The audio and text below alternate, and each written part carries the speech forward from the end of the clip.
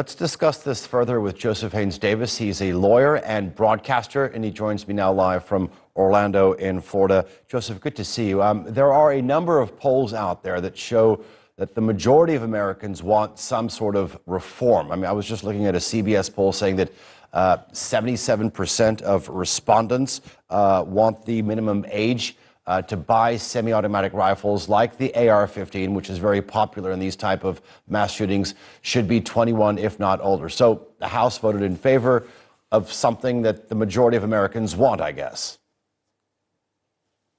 Well, as always, thank you for having me. The polls are just polls. And I don't mean to be dismissive of polls, but when you say the majority of Americans, you never get the opinion of the majority of Americans or all Americans. These are polls, and they are subject to criticism and subject to some rejection of and by the majority of Americans, because you never know. But with that being said, the age to buy, as you call them, as you call them, assault weapons. They are semi-automatic rifles. They are the latest in self-defense technology. For instance, here in the state of Florida, they raised the minimum wage to purchase to 21. Now, once that is done, what does that do? We don't know what it does. Ultimately, again, when a criminal actor is acting, the best way to eliminate that criminal actor from acting is to eliminate him through and by and through lethal deadly force by someone who is either a policeman or a person working for the state or another law-abiding citizen to take that person out to stop that criminal act. Mm-hmm. Okay. I want to sort of focus on the gun legislation package that's in Congress right now. I mean, Democratic leaders are forcing, as I understand, a separate vote on each proposal in the legislation. I mean, one of the resolutions, as far as I understand, is on the Great Replacement Theory, which is this belief that sort of says that certain elites want to replace and marginalize white Americans. I mean, did the Democrats break this package up into individual votes because they're seeking to put the Republicans on the spot on each one of these issues? It is quite possible.